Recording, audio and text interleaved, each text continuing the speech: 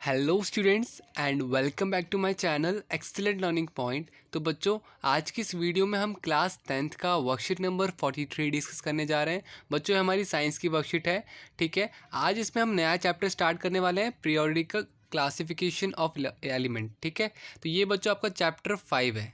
ठीक है, तो जैसे कि बच्चों हम सबको पता है कि हमारे जो नॉन एलिमेंट्स हैं वो बेसिकली कितने हैं, 188 एलिमेंट्स हैं, जो कि हमें आपको इस चैप्टर में दिखेंगे। एक पूरा आपको ब्लॉक्स दे रखा होगा जिसमें कई सारे एलिमेंट्स दे रखे होंगे आपका, जैसे कि हाइड्रोजन, हीलियम, लिथियम, बेरिलियम। इस तरह से पूरा बच्चों 188 आपके पास वो पूरे बॉक्सेस में, ब्लॉक्स में क्या कहते हैं, एलिमेंट्स होंगे। तो वो हमें देखना है यहाँ पर। ठीक है, जैसे यहाँ पे लिखा हुआ है, क्या लिखा हुआ है देखिए बच्चों, लिखा हुआ है matter around us is present in form of element, compound and mixture. तो बच्चों, मैटर जो है किस फॉर्म में प्रेजेंट होता है, तो यहाँ पे आपका बेसिकली एलिमेंट्स के फॉर्म में, कंपाउंड्स के फॉर्म में और मिक्सचर के फॉर्म में। ठीक है, लिखा हुआ है element are substance containing items of only one type. Example आपका ये सोडियम हो गया, मैग्नीशियम हो गया, ठीक है, सिल्वर हो गया, एक्सेट्रा। तो ये सारी चीज़ें बच्चों बता रखी है। There are 188 element. बच्चों, इस तरह के कम से कम 118 एलिमेंट है। कितने हैं? 118। All these have different property. सबकी बच्चों डिफरेंट प्रॉपर्टीज़ है। Out of this 98 are naturally occurring. मतलब कि बच्चों इसमें से 98 एलिमेंट्स नेचुरल है। ठीक है, अब बच्चों देखो, ये जो हम इन सब एलिमेंट्स का क्लासिफिकेशन करते हैं, मैंने अभी आपको जैसे बताया कि जो हम ब्लॉक्स में लिखा हुआ आपको देखोगे, जो उनका हम क्लासिफिकेशन करते हैं, क्यों करते हैं, रीज़न क्यों है, ताकि बच्चों हम इसको ईजिली याद कर पाएँ। ठीक है, 118 एलिमेंट बच्चों याद करना काफ़ी मुश्किल है। ठीक है, इम्पॉसिबल नहीं है बट काफ़ी मुश्किल है। तो उसको बच्चों हम याद कर पाए, इसलिए हम इसकी क्या करते हैं, पीरियोडिक क्लासिफिकेशन करते हैं। ठीक है, ज़रा देखते हैं बच्चों क्या लिखा हुआ है, नीड फॉर पीरियोडिक क्लासिफिकेशन। तो यहाँ पे क्या लिखा हुआ, element were classified so that they could be studied easily and in an organic manner. ठीक है, तो हम इसको क्यों क्लासीफाई करते हैं, ताकि हम इसको ईजिली पढ़ सकें और अच्छे से समझ सकें। ठीक है, फिर बच्चों फिर लिखा हुआ है the earliest attempt to classify the element resulted in grouping then known element as metal and non metal. ठीक है, later further classification were tried out as our knowledge of element and their properties increase. तो बच्चों देखो, इस चीज़ को, elements को classify करने के लिए ना कई सारे लोग आए, कई सारे साइंटिस्ट लोगों ने अपना दिमाग लगाया। कुछ फेल हुए, जब एक फेल हुआ तो फिर दूसरे ने लगाया, दूसरा फेल हुआ तीसरे ने लगाया। इस तरह से बच्चों एक के ऊपर एक के बाद एक हर साइंटिस्ट ने अपना कुछ ना कुछ इसमें लगाया, तब जाके बच्चों एक अच्छा सा आपका क्या बन पाया, एक अच्छा सा आपका पीरियोडिक क्लासिफिकेशन ऑफ एलिमेंट बन पाया। ठीक है, तो लास्ट में बच्चों बना था, पहले देखते हैं हम। तो यहाँ पे लिखा हुआ है, हाँ यहाँ पे लिखा हुआ था बच्चों, पहले तो हमने ना इन एलिमेंट्स को ना मेटल, नॉन मेटल में क्लासीफाई किया था, बट धीरे धीरे और अच्छे से हमने क्लासीफाई किया। अब देखते हैं बच्चों, सबसे पहले हम किसके बारे में बात करने वाले हैं यहाँ पर। तो बच्चों, सबसे पहले किसने ट्राई किया, सबसे पहले आपका डोबिनियर ट्रेड ने ट्राई किया था। ठीक है, इन्होंने बच्चों 1817 में ट्राई किया था। और देखो, उस वक्त सिर्फ 27 एलिमेंट ही नोन थे, मतलब कि उससे ज़्यादा एलिमेंट के बारे में किसी को उतना नहीं पता था। बच्चों, इन्होंने क्या ट्राई किया, इन्होंने ना एटॉमिक मास को इंक्रीजिंग एटॉमिक मास के अगेंस्ट उन्होंने किया था। मतलब कि सबसे हल्का ऊपर आएगा, फिर उसके बाद उससे थोड़ा भारी नीचे आएगा, फिर उससे थोड़ा ज़्यादा एटॉमिक मास वाला और नीचे, और इस तरह से बच्चों उन्होंने किया था। ठीक है, तो उन्होंने क्या किया था, जरा देखो, लिखा हुआ है in the year 1817 Dobereiner a German chemist tried to arrange the elements. देखो, उन्होंने ट्राई किया कि हम किस तरह से एलिमेंट्स को अरेंज कर सकते हैं विथ सिमिलर प्रॉपर्टी। उन्होंने बोला कि बच्चों जो सिमिलर प्रॉपर्टी के एलिमेंट्स थे, उन्होंने उसको क्या किया, when element were arrange in order of increasing atomic mass, तो उस एलिमेंट के एटॉमिक मास को इंक्रीजिंग ऑर्डर में उन्होंने डालना स्टार्ट कर दिया। ठीक है, मतलब कि सबसे कम मास वाला, एटॉमिक मास वाला ऊपर आएगा, फिर उससे ज़्यादा वाला उसके नीचे, फिर उससे ज़्यादा वाला, इस तरह से। ठीक है, उन्होंने ये ट्राई किया था। ठीक है बच्चों, तो बेसिकली बच्चों वो वहाँ पे क्या बताना चाह रहे थे डोबिनियर, तो उन्होंने बताया कि देखो यहाँ पे लिखा हुआ है the atomic masses of the middle element of triad was रफली the average of the atomic masses of other two element. अब यहाँ पे डोबिनियर ने क्या बताया कि अगर सपोज मैं कुछ इस तरह से इसे अरेंज करता हूँ, ठीक है, तो यहाँ पे पहले वाले एलिमेंट का जो मास होगा, ठीक है, और दूसरे वाले एलिमेंट का जो मास होगा, उसका एवरेज, मतलब कि अगर मैं लिथियम का एटॉमिक मास लेके चलता हूँ और आपका पोटेशियम का मास लेके चलता हूँ, इसका एवरेज निकालूंगा, तो मेरा जो है सोडियम जो N है उसका मेरे पास क्या आ जाएगा, उसका मेरे पास एटॉमिक मास आ जाएगा। ये उन्होंने बताया था। ठीक है, आप देखो कैसे बता रहे हैं, जैसे कि हमें लिथियम का पता है, लिथियम कितना है, लिथियम मेरा 20 आपका कहता है 6.9 है। ठीक है, 6.9 है। ठीक है, और फिर हमने यहाँ पे ले लिया नीचे वाला पोटेशियम, पोटेशियम कितना है बच्चों, 39 है। ठीक है, आप इसे बच्चों ऐड करके देख लेना, डिवाइड बाय 2 देख लेना, आपके पास क्या आंसर आएगा, आपके पास आंसर आएगा बच्चों 22.95। ठीक है, मतलब कि देखो हमारा लिथियम सॉरी हमारा सोडियम कितना था, 23 था उसका एटॉमिक मास, और ये आपका रफली मतलब कि बिल्कुल नियर आपका 23 दे रहा था। तो उसने ये बताया था कि ना जब भी अगर हम इस इंक्रीजिंग ऑर्डर में डालेंगे तो हमें फर्स्ट वाला और सेकंड वाले का एवरेज बीच वाला आएगा, उसका एटॉमिक मास बीच वाला आएगा, वो भी रफली, मतलब एग्जैक्टली नहीं आएगा बट रफली आएगा। ये उन्होंने ये बात बताई थी।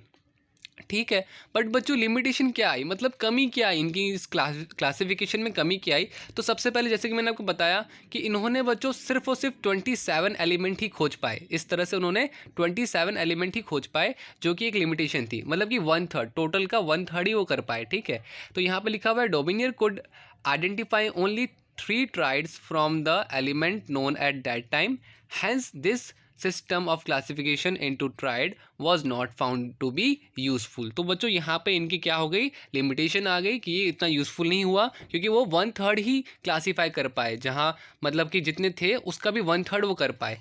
तो ये था बच्चों यहाँ पे रीज़न। ठीक है, आई होप आपको ये चीज़ क्लियर हो गई होगी।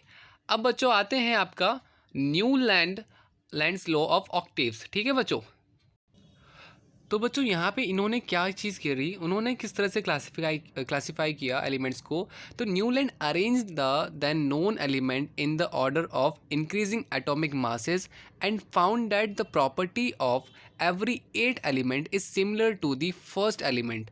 बच्चों उन्होंने क्या देखा, सबसे पहले तो उन्होंने एटॉमिक मास को वापस से इंक्रीजिंग ऑर्डर में डाला, और उन्होंने ये देखा कि फर्स्ट एलिमेंट जो मतलब वहाँ पे उस वक्त नोन थे एलिमेंट, उसमें फर्स्ट एलिमेंट जो होता है वो 8 एलिमेंट के बराबर होता है। ठीक है, उसकी प्रॉपर्टी सेम होती है, उन्होंने ये चीज़ देखी थी। ठीक है, अब जैसे कि यहाँ पे उन्होंने उसको मतलब साउंड जो आपके म्यूज़िक नोट्स नहीं होते, ठीक है, तो उन पे क्या करते हैं उन्होंने कर दिया, जैसे कि आपका ये सा रे गा मा प द नी सा। ठीक है, तो ये जो सा हमारा फर्स्ट एलिमेंट था वही 8 एलिमेंट वापस से रिपीट होता है। ठीक है ना, फर्स्ट में आपका ये रिपीट हुआ, फिर second, third, fourth, fifth, six, seventh. तो बच्चों जब हम लास्ट 8 पढ़ते हैं तो वो वापस से सा आता है, आप वापस से बोल के देखना, सा रे गा मा प द नी, वापिस से बच्चों 8 एलिमेंट हमारा सेम आता है। तो उसने ये देखा कि ना हम अगर म्यूज़िक नोट्स में अगर ये करते जाते हैं तो हमारे यहाँ पे क्या होगा म्यूजिक ऑक्टेव्स में, तो वहाँ पर आपका फर्स्ट एलिमेंट जो होगा उसकी प्रॉपर्टी 8 एलिमेंट के बराबर होगी।